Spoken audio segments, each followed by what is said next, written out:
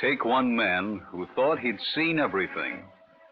Add a blind alley and a ghost from the past. That's our story. One-Way Street, taken from the files of John Steele, adventurer.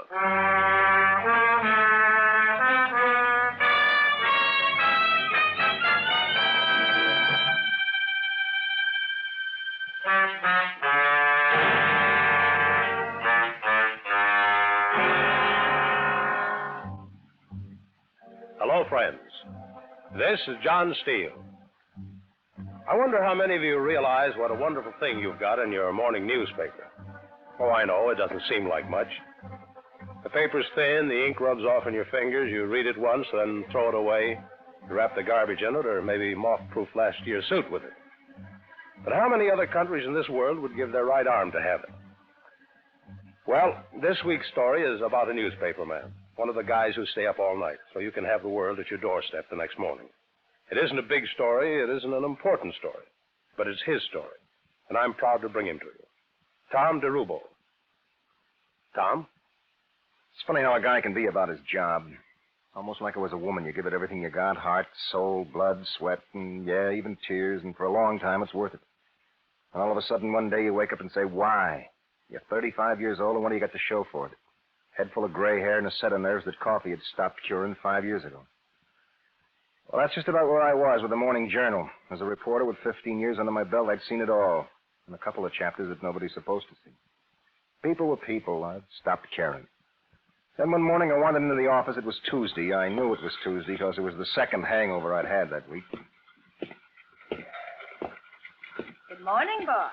Very funny. I'm proud of you. Why? It's only 11:30. Now, don't start. Oh, I mean it. Why, only the other day I told Mr. Steele... Julie. I said Tom's never really late. Please. He's just running on Pacific Coast time. Julie, I concede. You were radiant. You were everything a woman aspires to be. Now, that's nice. Now, where are the aspirin? I got a hangover. Go in the office. I'll bring you some in a minute. Yeah.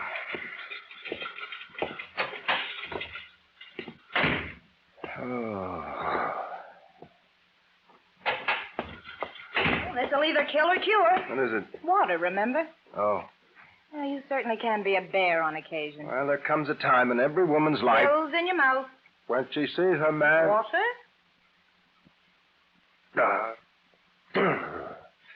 For the animal he is.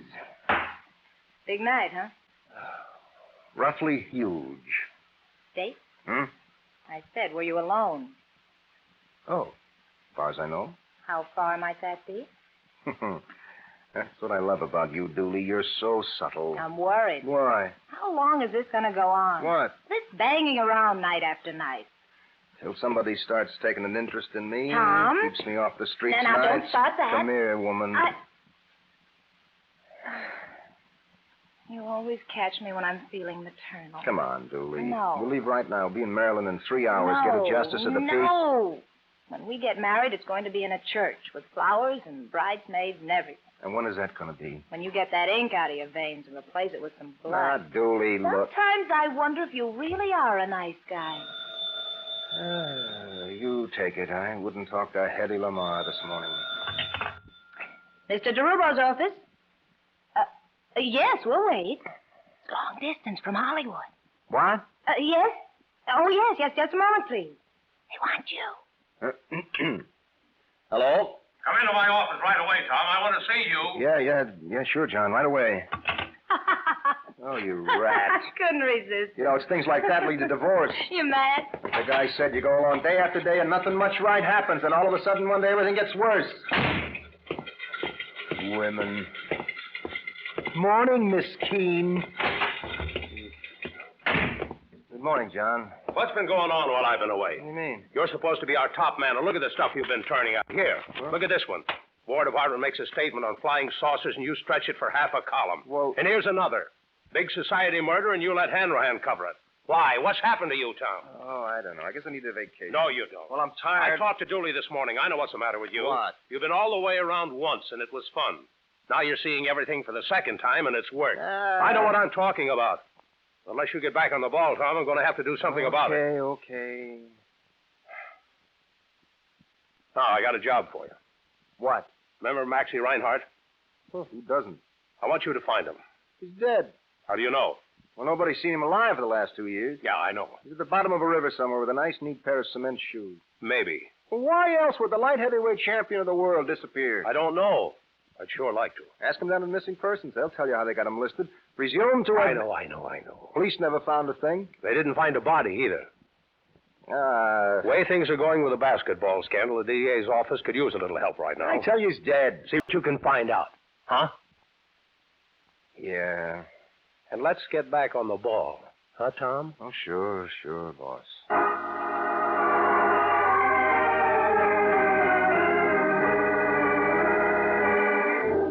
Now, there's a name for that kind of treatment in the newspaper trade, but I can't use it here. We'll just call it being given the business. Anytime an editor wants to get rid of somebody, he sends them out on one of those impossible assignments. You can see him coming a mile away. I suppose if I'd been smart, I'd have quit right there, but there's something about being told I'm not good enough that upsets me. Okay, if that's the way Steele wanted to play it, I'd bring him Maxie Reinhardt, cement shoes and all. Dooley and I checked all the regular sources, and then we hopped a cab for Stillman's gym. And the morgue said they hadn't had anyone since then that was anywhere near our size. Dooley. Hmm? You sound like you're buying a suit. Well, that's what the man said. I see. What'd you find out? Not much more than you did. He was such a nice man. Who? The one at the morgue. He said ordinarily I wouldn't have talked to him, but his partner was out sick today, and he had to have lunch sent in. Please. Who'd you talk to? Lieutenant Corrigan and missing person. Oh? What do you mean by that? By what? Oh? Well, the conversation was dragging. Somebody had to say something. Conversation was not dragging. I was merely getting my stomach back to normal. Don't you feel well? Oh, never mind. He's nice. The man at the morgue. No, Lieutenant Corrigan. Oh. There, see, you said it. Dooley, my O was one of comprehension. Your O was one of those obnoxious spurs to conversation that women insert every time a man stops to think. Oh, that's really very good. Thank you. Now, where were we? You talked to Lieutenant Corrigan. Oh, yeah. He was the guy that handled the case when it broke. What'd he say? No, not much. Maxie's hotel reported him missing 2 days after the Murphy fight. There was a big stink in the papers for a while, but it died down like it always does. They never got a lead on it? No. They kept the case open for 6 months because of the publicity it got, but nothing came of it. Seems to me I remember something about a fix. Yeah, there was a lot of talk. Nobody ever proved anything, but it didn't smell good. Maxie was a 4-1 favorite, but just before the fight, a lot of out-of-town money came in on Murphy, and the odds dropped. Then Maxie won the fight, and everybody stopped talking fix. Did you ever meet him? Maxie? Mm-hmm. Yeah, I met him. What's he like? Oh, he's like a lot of fighters I've known. Not very smart, a nice guy. I talked to him right after the Jankowski fight in 42. He'd won the title that night. Of course, he was all hopped up about that, but he didn't say much. You know how those guys are. And I guess if I got hit in the head for 15 rounds, I wouldn't have much to say either. Just let us out here.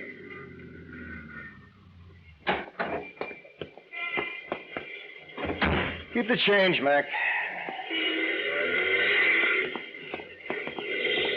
I've never been in Stillman's gym. Oh, you'll love it. Are you sure that women are allowed? Sure. What are we going to see here? Steele Wilson, if he's around, used to be Maxie's trainer. Dooley? The pigeon? No. When he was a kid, he used to pull Jim Corbett's stool out of the ring. The name stuck. Oh. You have to pay to get in? We don't. Press.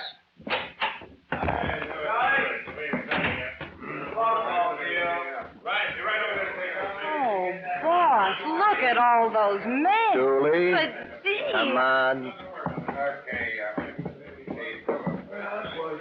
Oh, look at that one over there. Now, isn't he the cutest thing, jumping rope? Builds up his legs. I'll say. Come on. Now, there's Wilson. Where? With the guy working the bag. That's it, kid. Now move around. Keep your feet working. No. Keep off of my heels. Up on the toes, kid. Up on the toes. You Steele Wilson? Huh? I said, are you... Yeah, I'm Steele. I want to talk to you. What about? Huh? Oh, sorry. Steele. Meet Dooley. Not very good, dear. How do you do? What about? Maxie Reinhardt. I'm busy. You were his trainer, weren't you? Go away. I got things to do. Weren't you? Beat it. What happened to him, Steele? That's it, kid. Keep that left duck out there. I'm over around. What happened to him? What are you, a cop? No, a reporter. I told the cops all I knew 2 years ago. You were his best friend, weren't you? See them. They'll tell you what I said. When was the last time you heard from him? Be that wise guy. Well, you did hear from him then, huh? Work that while you're hard, kid. Keep driving. Keep driving. I'm out to your right. Across Come on, Steele, you can tell me. See the cops. You're his best friend, aren't you? He's dead. How do you know? I know, that's all. That's more than anybody else knows, if it's true. That's true. Maxie Reinhardt's dead. Now let me alone. That's it, kid. Get those feet working. Off from here, kid. Come on. Let me alone.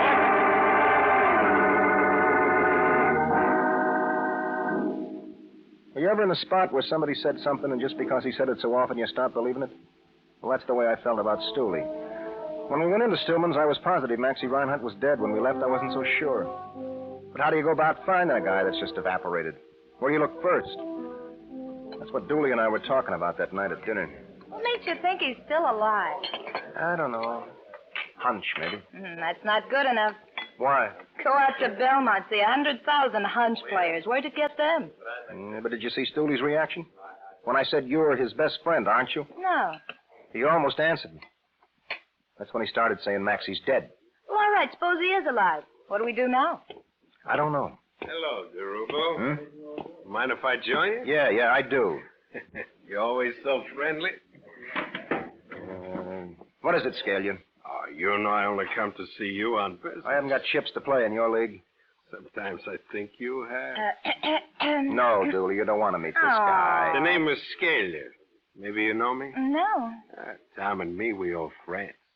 He's a good guy, Tom. Oh, well, any friend of You remember Tom. a few years ago, it's very hard to get an apartment? Yes. Tom, he fixed a couple of my boys up. It's too bad as it sinks, see, huh? Yeah, he's a good guy, Tom. Oh. All right, come on, Scalion. Let's get it over with. Well, I thought I'd have a drink with Not you. at my table, you don't. Tom, Because I'll throw you out of here so I fast. wouldn't do that. No? The gun in my pocket might go off. You suppose he means it? There's not much point in finding out, I think. Hey, you know, Miss... Dooley. Yeah, Tom and me, we grew up together. Oh? Yeah, over on the east side. Oh, how nice. Yeah, you know, Tom, he's a good guy. He gets up early every morning, goes to deliver the papers. He makes a lot of money. And me, I sit on a corner and pitch pennies with the kids. And one day I says to Tom, Tom, how much money you got in your pocket? He says, I got 75 cents. I look at my pocket, I got $4.30. Now, why's that, I says to Tom, and he says, I don't know. That's funny, huh? What do you want, Scalion? You know, Miss... Dooley. Yeah. I says, Tom wants to sell papers, that's good. Scale, you don't mind? Me? I want to pitch pennies, that's good. Tom, he don't mind. Right? Oh, whatever you say. You see, Tom, she knows what's right. Come on, Scalion. What's on your mind? I hear you want to buy a fighter. Huh? Yeah. I hear you up at the gym today. So what? I hear you talk to Stoolie Wilson. Maybe.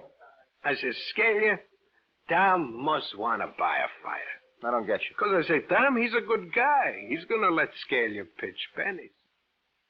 Go on. Well, maybe it's an accident. Tom asked about Maxie Reinhardt. He don't really want to know about Maxie. I see. He just wants to buy a fighter. Yeah. And I say, Scale, maybe you better be sure. You better go ask Tom. So? You want to forget all about Maxie, huh, Tom? Why? Oh, because Scale wants to see his old friend sell lots of newspapers. That's pretty good, huh? That all? Yeah, that's all. Good night, Miss... Dooley. Yeah. Good night, good guy.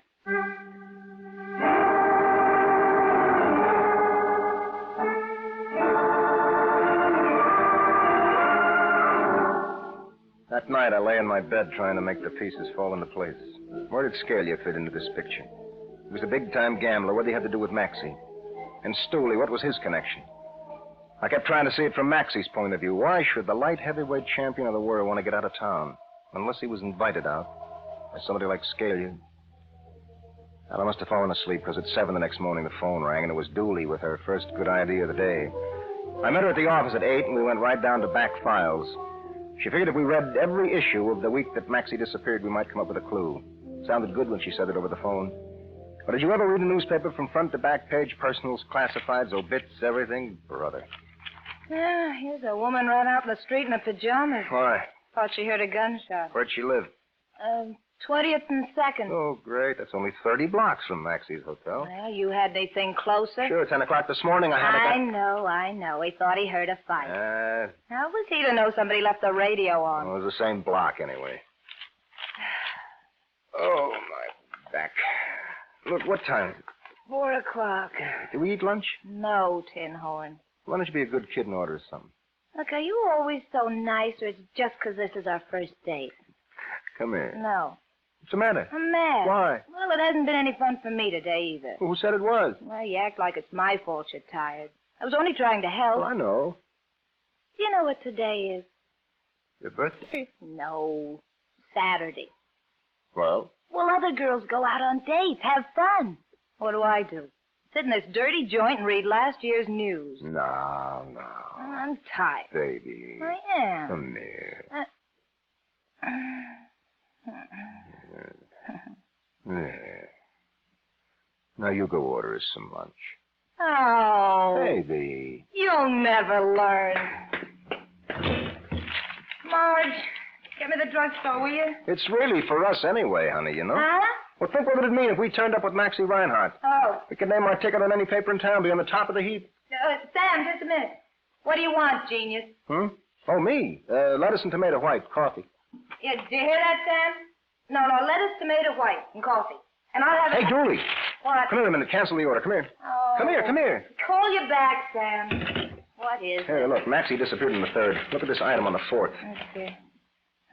Commuter traffic was held up for an hour last night in the Lincoln Tunnel when an automobile owned by the Mance Drive Yourself system and driven by A.M. Russo of New York City lost a wheel.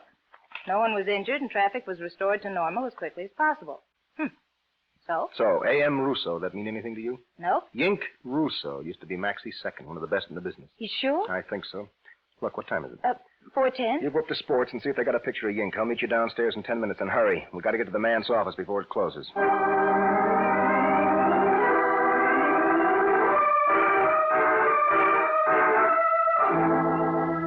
Sure, it was a long shot, but those are the kind of breaks that crack big stories. Maybe it was right, maybe it was wrong, but there's only one way to find out.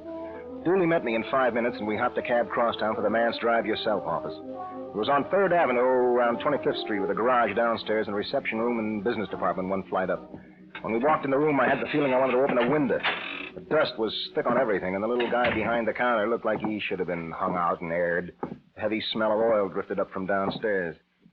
Yes, sir. Can I help you? My name is DeRubo from the Morning Journal. Oh, you and your wife leaving town? You what? Oh, a honeymoon, eh? Well, now we have a special rate within 200 miles. No, we don't want a car.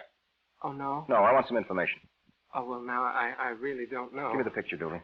A picture? Yeah, a picture. You from the police? I told you, I'm a reporter. Well, I don't know anything about anything. Yeah, but... Whatever they said, it's a lie. I haven't even asked you yet. I don't yet. care. I just don't care. I get so nervous over here on 3rd Avenue. Oh, wait a minute. I liked it much better when we were uptown. Want me to help? Really, the unsavory people that come in here every day. Getting hysterical, you just don't know. I mean, you just don't know. Why, only the other day a man was here and he... Wait a minute.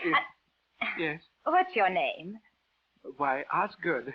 Percival Paul Osgood. I've worked for Mr. Mance for 22 years. I've worked hard, too. Well, Mr. Yes, Osgood... indeed. Why, I'm office manager Mr. now. Osgood... I was the one that started the new filing system, you know, but, well, I just don't know anymore. Ever since we moved over here, there isn't a day goes by that someone doesn't do something. Well, that's pretty much the way it is all over. What? Ma, what are you Now, gonna let do? me.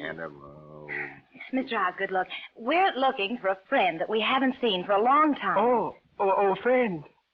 Oh, well, that's entirely different. Yes, I believe in friendship. Well, now, we think maybe you can help us. Help? Why, yes, indeed. I'd just be glad to help. Oh, women.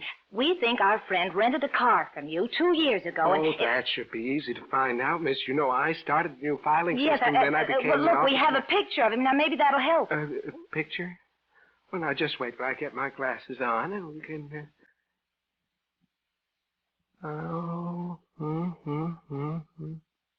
Would you turn on that light over there? It does get dark here this time of day. Oh, sure. Thank you. Now, do I or don't I?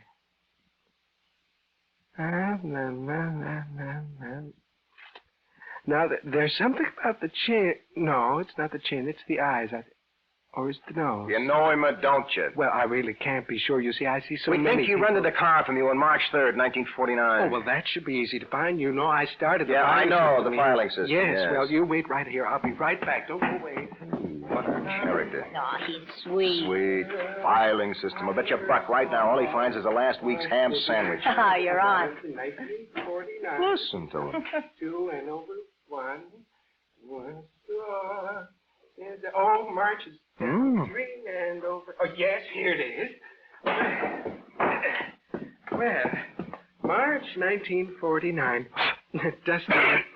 Oh, I'm sorry. I'm very sorry. Oh, now, let me see. It was the 3rd, wasn't it? That's right. Yes, here we are. Baker, Fraser, Howard, Russo, Williams. Wait a minute. Hmm? That was it, Russo. Let me see the card. Russo, the car was rented on March 3rd, 1949, with $5,000 collision. Well, never mind about that. It was driven to South Charleston, Ohio, where it was picked up by our Springfield office on March the 6th, 1940. That's it. Come on, Dooley. Yes, but Thanks, Mr. Oscar. I don't understand. Don't you want to know anything? You weren't very nice. I was in a hurry. Hey, you owe me $1 besides. Huh? Oh, later. You're going someplace, good guy? What? Steele. I thought I told you to listen. All right, flag that cab, Dooley. We gotta get out of here.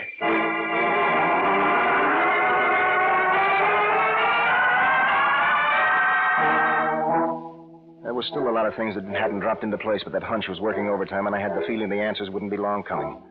We left Scalia on the sidewalk and rode uptown to get Dooley's car. Then, taking turns behind the wheel and stopping only for food and gas, we were in South Charleston by noon the next day. When we showed Yink's picture to the guy in the general store, he said he thought he was living in the old Ramsey place 4 or 5 miles out of town. Half hour later, we topped a rise in the road and saw the farm nestling in the valley ahead. When we pulled into the drive, a figure came out of the house and stood on the porch watching us.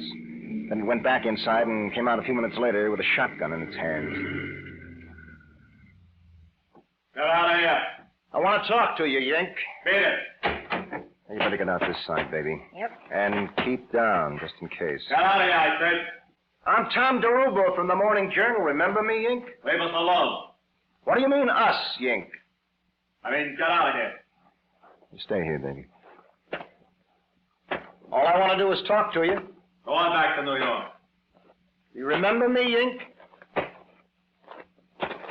Yeah. Well, put up the gun. That's not going to help. I'll come no closer. I want to talk to you, that's all. So talk.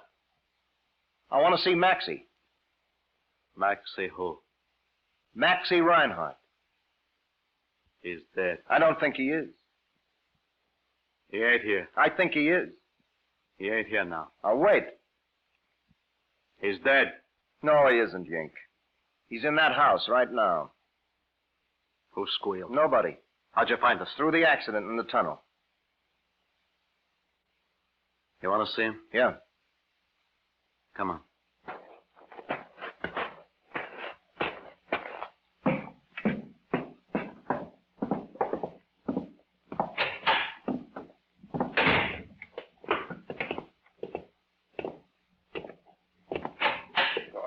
So I could make the way out, just give me a crack at it.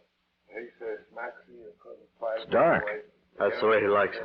So I says, okay, now on you got yourself a light heavy.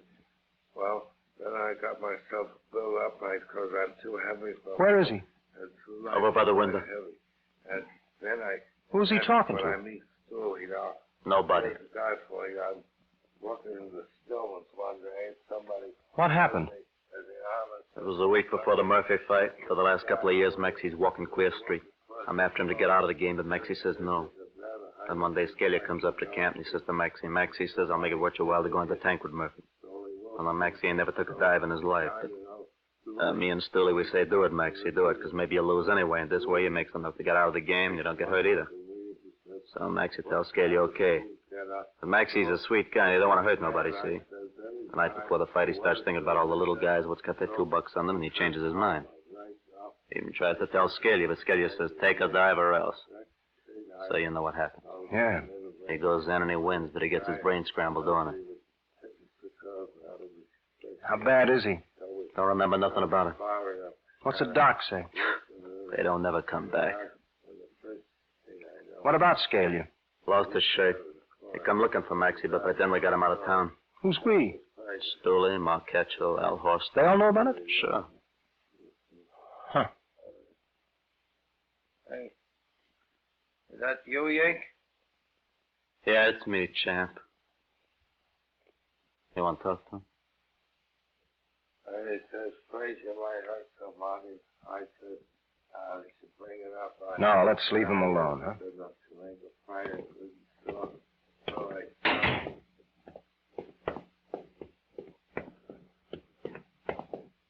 How do you like it out here in the country, Ink? It's okay, I guess. You miss the city? Guess I'm getting used to it. Work on the farm the day, me and the champ play checkers at night. Ain't bad. Did you use a television set? Huh? Yeah.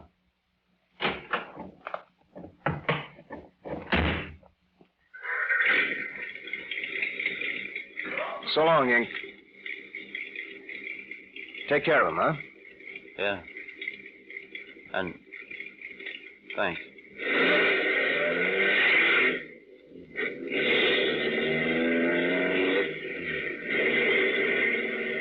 Did you see him? Mm-hmm. What's the story? There is no story. But Scalia. Yeah. They'll get him sometime. They always do. What are you going to tell Mr. Steele? There are other papers. Even other jobs, I guess. Tom, did you notice the guy that runs the general store in town? No, what about him? Sign said he was also Justice of the Peace. I thought you said you wanted all the trimmings. I'm getting them. Women.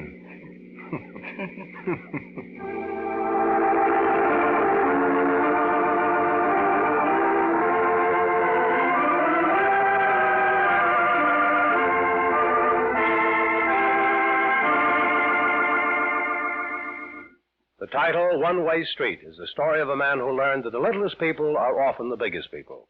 Well, friends, if you like Tom's story, why not come back again next week? I'll have a man who found his happiness was on the grounds he knew best, though his ground was 10 stories high. I like to call it dangerous glass.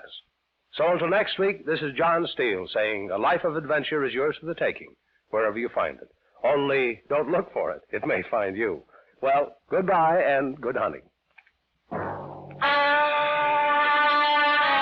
John Steele, Adventurer, is produced by Robert Monroe, written and directed by Elliot Drake. John Larkin was heard as Tom. Also in our cast were Mary Kay Wells, Ross Martin, Phil Sterling, and Jack Edwards. John Steele is played by Don Douglas. Musical effects were created by Doc Whipple, and your announcer is Ted Malley. All names and places used in this program are fictitious. Any resemblance to names of actual persons living or dead is coincidental. Remember, next week, Mutual presents Dangerous Glass, another story of suspense and action from the files of John Steele, Adventurer. This program came from New York. There's mystery in Mutual's air on Sunday afternoons, too. Mystery from the hard-boiled sleuthing of Martin Kane, Private Eye, to the Western adventure tales on The Roy Rogers Show. For those with a taste for real-life crime drama, there's true detective mysteries, and The Shadow brings a strange power to cloud men's minds to the undoing of all criminals. And Nick Carter, master detective, unraffles another baffling case to its ultimate solution. You'll agree there's no mystery like Mutual's mystery when you listen to Mutual, the station where you hear the announcer say, "This is the Mutual Broadcasting System."